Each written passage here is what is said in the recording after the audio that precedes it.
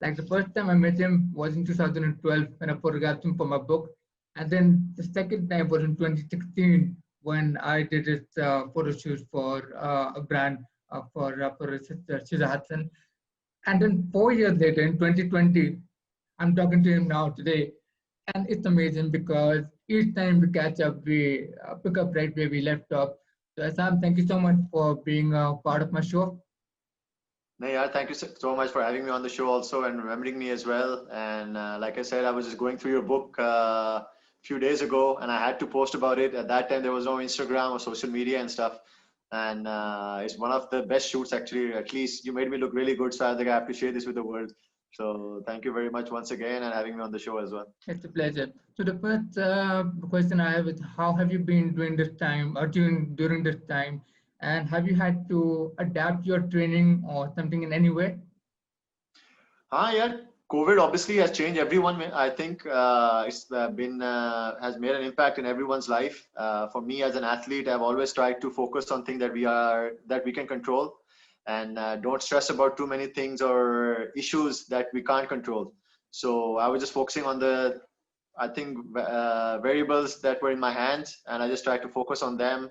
Most important thing was my diet and enjoying my time with the family. I think I've found my second calling, social working, and I've really been enjoying it. I've been out and about distributing ration bags amongst the needy, the poor, and the daily wagers during the past 4 or 5 months through my foundation, Stop 4-Star Tennis, and with the help of Risk as well. And Alhamdulillah, we've been able to distribute ration bags among more than 5,000 families affected by the pandemic. So feel very blessed also, feel lucky as well to be in a position to help so many people out, and feeling blessed to be spending this much time in Pakistan with my family, which I never do. I think it's the first time in 20 years that I've been at home for more than 2 months and without playing tennis or without picking up my racket. Wow. So I know you can think about a lot of tough times as well. The whole world is feeling that, but for me, it's been a blessing, and I've been really enjoying my time, taking one day at a time. I newly got married as well in March. So a new chapter in my life, spending time with my wife, getting to know her family. And yeah, so it's been good. Alhamdulillah.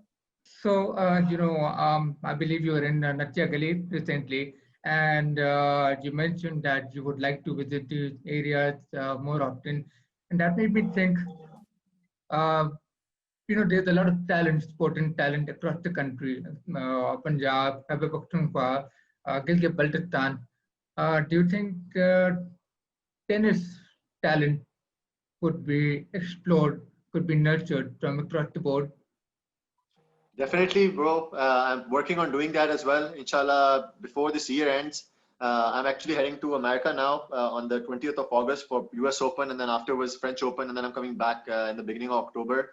And I'm planning on initiating this talent hunt program in Pakistan, where initially I'm going to focus on 4 major cities in Pakistan: Lahore, Islamabad, Karachi, and Peshawar. I'll be selecting under 14 and under 18 boys and girls from each city, and 16 of them, and we'll be getting them coaching and training for free for a whole year, and will do my level best to make them train the way I trained when I was 14 and 18 years old. And this way I'm trying to raise the level of our tennis players, our coaches, and our trainers in Pakistan. And all of these players, the 16 players that I'm going to choose, they're going to be on full year scholarship, so their parents or their families don't have to worry about coaching fees or training fees, which somehow has become a label for tennis in Pakistan. There is an elite sport and people can't really afford the training. So I want to erase that and give opportunities to everyone. And inshallah, at the end of the year, once the season gets over, the top 2 boys and girls, I'm going to sponsor them to go to play abroad also for a month in Europe, international tournaments. I truly look forward to all that, and that's very profound, some of the stuff that you just said there. You must really be looking forward to returning to the tournament later this month. I believe it's in the United States. Yeah, mate, we're starting in America. US Open is starting from the 30th of August. A little bit excited about it also, but kind of scared as well. But I don't think I'm in the best shape tennis-wise. Yeah. Hardly got to play any tennis in Pakistan because of the lockdowns and everything. But there are two situations. Either I can just sulk about it and feel bad about it, or I need to gear myself up and be ready and go and play and get excited and be pumped. So looking forward to it. Inshallah, we'll be leaving on the 20th. Gonna go to States 10 years prior to the US Open, so I can be in the best shape possible tennis-wise. And after that, we have European Tour. And at the end of September, going to be playing French Open in France and Paris. And then I'll come back, inshallah, beginning of October, and would definitely do my level best to initiate this talent hunt program then and help these kids out in Pakistan, inshallah. One thing I'm actually very curious about is what safety measures would they have in place, since it's happening after so long, because I think there are different SOPs for non-contact sports and contact sports. Something. Could you walk me a little bit through that? Bro, it's going to be obviously very new. It's going to be my first competitive event. So I'm not really sure about all the SOPs. I think we're going to find out once we get there. And tennis is a sport where every week are different conditions. Every week is a different environment. Every week is a different city. So I think there are going to be different SOPs for every city, for every tournament. And right now, the most important thing for us that we know is that before we were used to take our coaches and trainers and family members with us to the restaurants on the tournament site and stuff like that. But this year, they have only allowed one, I think maximum of two guests per player, which is going to be very strange. They're trying to restrict the people inside the tennis arena. And tennis matches are going to be played without any crowd, which is also going to be very, very strange because we are used to, as an individual sport, having a lot of people around in the stands and everything.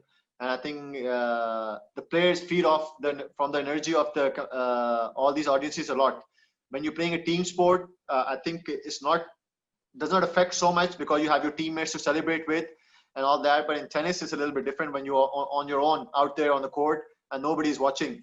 And so it's going to be very interesting to see. I'm looking forward to that. It's going to be an interesting experience. And I think we're going to be tested every second day on site. It's very interesting to get a whole behind-the-scenes glimpse into that. So do stay safe out there, my friend. And I've been meaning to ask also, in tennis, does talent matter more, or does attitude and competitiveness in order to achieve greatness? Bro, hard work, attitude, perseverance, dedication, sacrifices. I think all these things come way, way ahead of talent.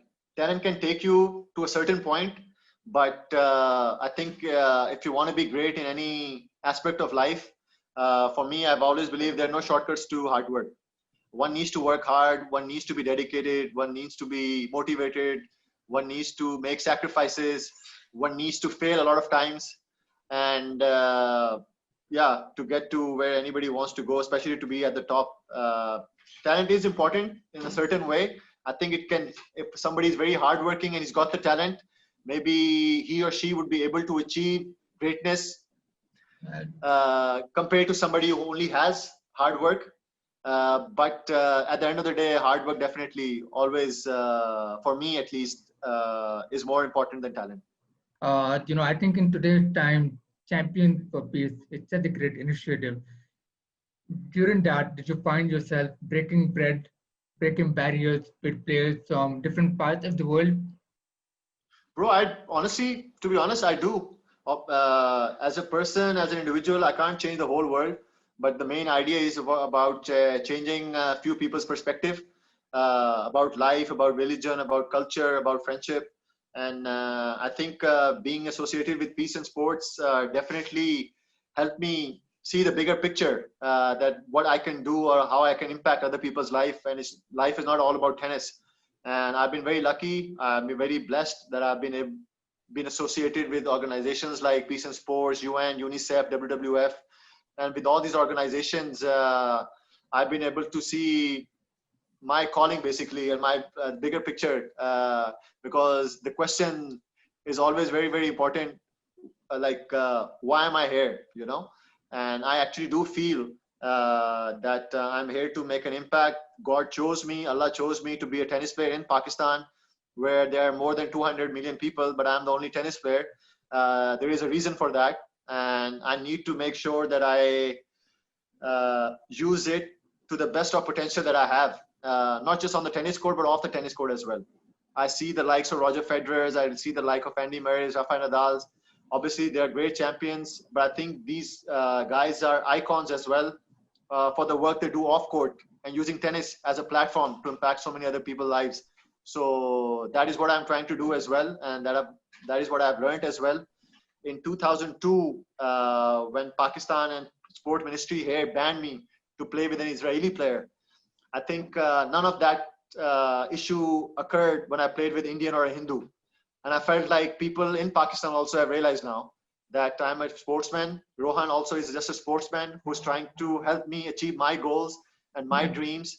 And wherever he wins, I'm winning, and I'm getting laurels for Pakistan as well. And so, yeah, I would hope that I've been able to change few people's perspective in that regard. You are a prime example of coexistence of having sports for peace. Ever since your very first victory speech, all of us always remember that. So thank you for that, and that has set a great example for all of us, for our youngsters. So unlike cricket, which is played on any patch of grass or empty ground, tennis requires the proper court.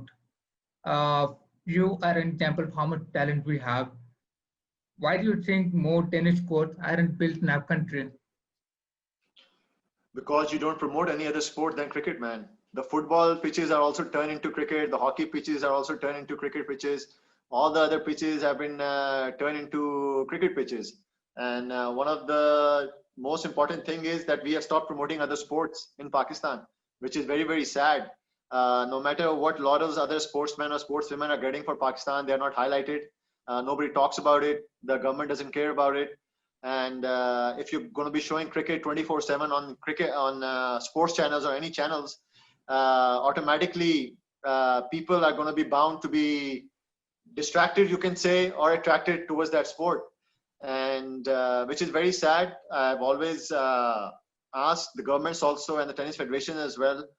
I have nothing against cricket. If you can build a cricket ground, you can have almost more than 10 or 15 courts in a cricket ground as well, tennis courts. Right. It's just a frame of mind. We see cricket grounds everywhere when we are driving. Unfortunately, we see tennis grounds only behind walls in private clubs. So people are actually, they don't see it. So when they will start seeing the tennis courts publicly, I think you will see more players and more people playing tennis as well.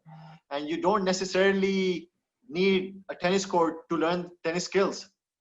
If you see Roger Federer's challenges during the COVID, if you see my challenge also during the COVID, I was doing volleys in my room against the wall. So actually, tennis is actually more easy and accessible than cricket. You can do it next to the wall, which cricket, you can't really do that. You need a second person. Tennis you can play. I've learned all my tennis when I was 13, 14 years old, most of it playing with the wall. So it's just about concept. It's just about what you promote more. It was sad because, like I said, I feel like our government and our federations were not able to cash in on my achievements as well. I have beaten the likes of Roger Federer, Rafael Nadal, Novak Djokovic, Andy Murray.